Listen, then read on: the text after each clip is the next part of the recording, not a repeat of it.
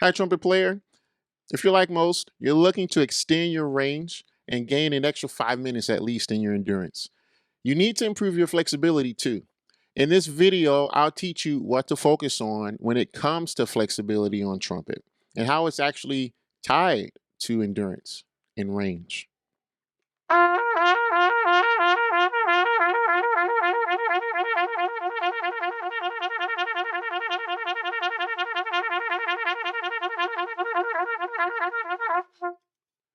I consider flexibility to be the master key to trumpet playing. Now, you might wonder, how can I make such a bold statement? It's really simple. Flexibility helps to unlock range, endurance, a great tone.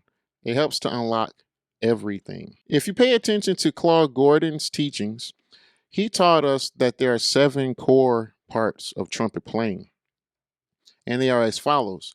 You have the wind power, the lips, control of air, the tongue, muscles of the lips and face, fingers of the right hand, and the left hand.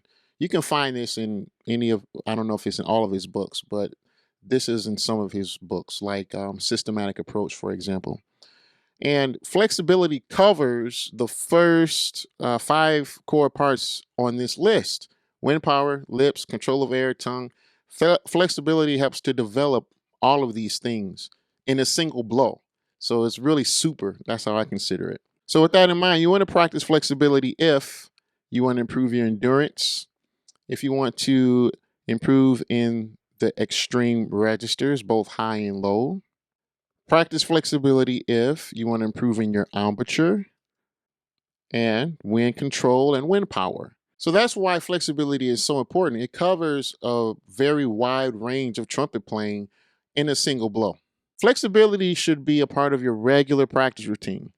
If you don't have a practice routine, I've created one for you. It's basic, simple, and yields great benefit. You can download your practice plan by clicking the link in the description below. Go ahead and get yours now. So the natural question is, how is flexibility achieved from a physical standpoint? Well, the answer is simple. First, you want to focus on your sound. That's the first step. How do we develop our sound as trumpet players? You have to listen to a great sound. So that's why you go out to concerts. That's why you listen to recordings. That's why you pay attention to the sound that your teacher is playing with you each week in your lessons. That's why you have to imagine the sound that you want to achieve for yourself. So, really, everything begins with the good sound. Once that's established, you have a foundation that you can build upon. The next part is learning how to coordinate your wind with your tongue. And that's when we start practicing slurs. More on slurs in a moment.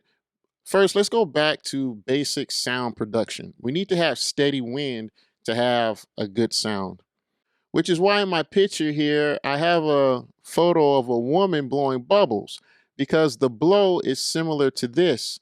It's an easy-going blow. It's not a blow that's overpowering, like you're the big bad wolf trying to blow the house down. It's a very easy-going blow, as if you're blowing bubbles. All right, so we have a steady blow. We have learned how to control our wind. We've learned the right amount of power required to get a good sound. And from there, this is our foundation. We can build on this. And then we add the slurs so that we can learn to coordinate the wind and the tongue. So, yes, the tongue is very important here. After we get a basic foundation in wind control and wind power, now we can introduce the tongue. What's the purpose of the tongue? The tongue's role is to guide the wind in this case when we're talking about flexibility. So as you learn to use your tongue, you're going to basically increase the wind speed with the tongue angle, and that's going to allow you to play your slur.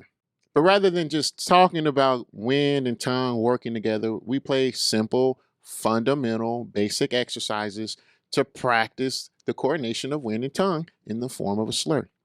So the natural question becomes, what can I practice to help my flexibility? There's so many options. We have the Arbin, we have the lip flexibilities on trumpet by Walter Smith. And let me pause right there. If you look really close to the subtitle on this book, it says 41 studies to embouchure development. So I'm leaving this as a clue that flexibility helps with embouchure development. I've already presented this to you. This is why I call it the master key. Going on, we have lip flexibilities by Lynn. There's so many choices. We could also use books like Flexus or my personal favorite, Colin, Advanced Lip Flexibilities. You have the Schlossberg, Daily Drills and Technical Studies. And of course, you have Irons, 27 groups of exercises. And again, in this subtitle, it tells you it's designed to develop breath control, lip flexibility, and muscular embouchure. Flexibility is the master key to trumpet playing. So when you're practicing, I believe that it's really important to first get used to slurring between two notes. This is just so that you can get accustomed to what it takes to go back and forth between notes from a physical standpoint. And so just lock in on that. And so to help with that, I'm just going to use these violin studies, number one, to demonstrate.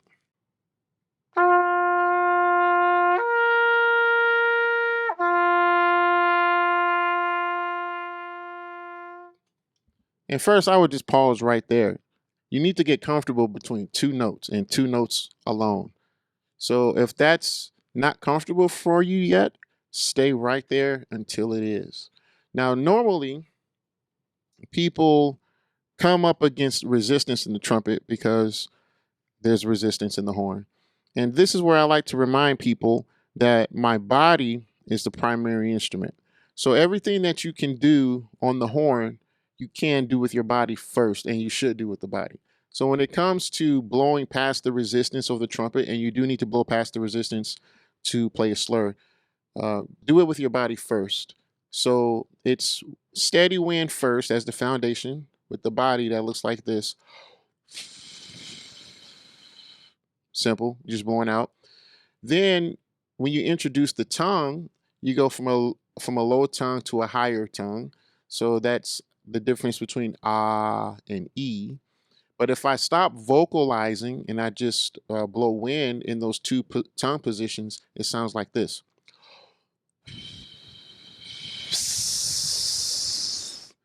And so for the record, that's the same blow. I didn't blow any harder. I just brought the arc of the tongue up. So again, that's the difference between ah and e. Ah, e. Also, it's important to know you don't want to get that sound by closing the teeth. You're gonna keep the teeth parted, keep things open. All right. So again, when we add the trumpet, it sounds like this with the slur.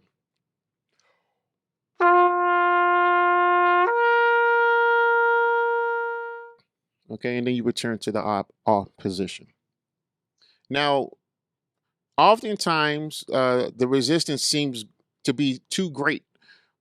If you're experiencing that, I like to tell you go toward the resistance. Don't try to avoid the resistance.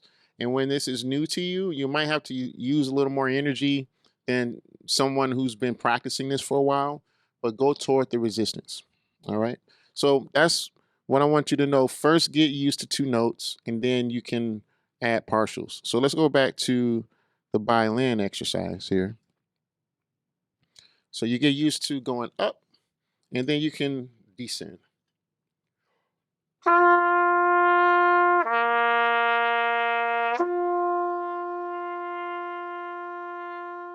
So that's E, R, E. And so number one here really helps you get used to the tongue position and the wind working together.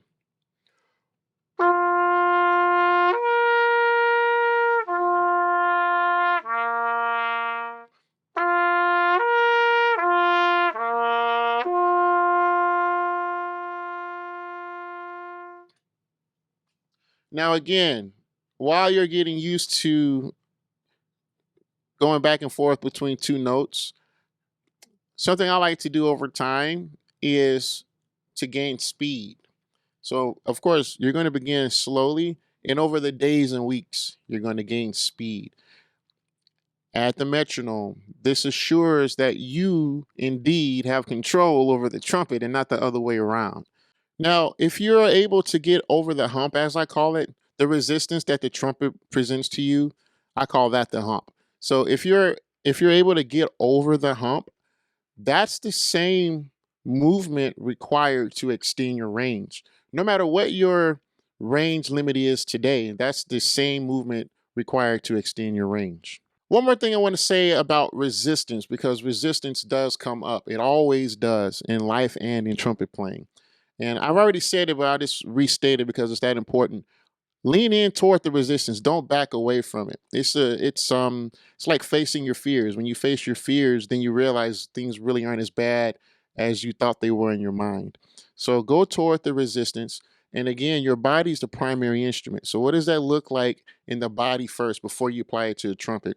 It looks like it looks like it's like going toward it with a very direct, certain approach. You got support from the gut, and with the tongue arc, you have an arc first of all, and it's a high arc that allows you to get that hissing sound like a cat. So I'm not pushing as hard as I can. I'm just compressing the air with the tongue, and I'm supporting that from the core. And that those two things together is enough to overcome the resistance of the trumpet. I call that getting over the hump. Now, for my more advanced players, I want to encourage you to practice lip bends. Why are lip bends so helpful? Lip bends are yet another level of flexibility. The trumpet was made to slot certain notes, and when you're bending your notes, you're going against what the trumpet was made to do naturally. So, for example, and I know you've likely seen this before, but I can play a G here, and then I can play an F sharp, but I can also play an F sharp open, even though it's not the trumpet's not made to play F sharp open. So that's an example of a lip bend. So if I'm able to play a lip bend, that demonstrates that I have learned to control my body, which is the primary instrument. Now, as you practice lip bends, you'll notice that you have a relaxed sensation in the face by the nature of practicing them. And that's really cool because as you begin to practice in the upper register, the natural tendency for most people is to become tense and tight. Practicing lip bends can counteract our tendency to play tense and tight.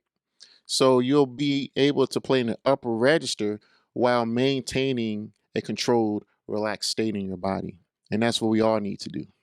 Another reason I believe you need to practice lip bends is because I see them as the gateway to the pedal register. So if playing pedal notes is a real challenge for you, and that's something that you're not able to do, and you're not yet practicing lip bends, I'm going to recommend that you begin practicing lip bends and then return to attempting to play in the pedal register.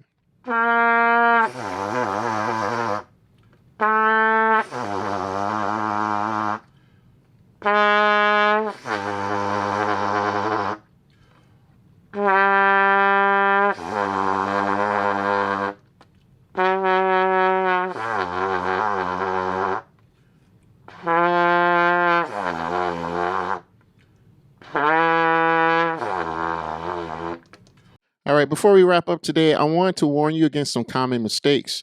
Normally, when people practice slurs, they see notes on the page and they freak out because the notes go vertical. But I want you to know that if you think of the notes as being straight in front of you instead of up and down, you're going to have an easier time playing your slurs, especially in the upper register. Consider this. The sound begins with you as the player. You blow straight into the horn, into the listener's ear. That's a straight line. That's not vertical. That's a straight line. So when you see notes on the paper like this, remember that what's on paper is just a visual representation of how to notate a note. But actually, what's happening is you, as the player, is blowing wind into the horn, and the listener who's in front of you hears it. So it's really a horizontal approach, not a vertical approach. Wind only travels forward. Another common mistake is that people play with a lazy tongue. So I don't want that for you. You're going to play with your tongue snapping into position. Because again, remember that the trumpet was made to slot certain notes in a certain place. That's why at the beginning of this lesson, I advise you to get used to how to navigate a slur between two notes. While you're practicing like that, you're learning where the notes are on your horn so that you can put your tongue in the specific location for each note. So basically, we're talking about accuracy here. Practicing flexibility also does help improve your accuracy because you're getting a chance to know where the tongue position is for each note. All right. So remember, there's a resistance in the trumpet naturally built in. And again, most players, they back off when they feel that resistance. But if you play with the lazy tongue, the horn is going to win that battle. So you have to snap your tongue into position so that you can be clear. All right. All right. Let's go on. What's another mistake? The tongue needs to snap into position. I actually just said that. Each note has an address. Actually, I said that too. If this lesson was interesting to you and you like to study with me further, you can apply to be a part of the returning trumpet player method. Click the link in the description below, and I'll talk to you in a future call.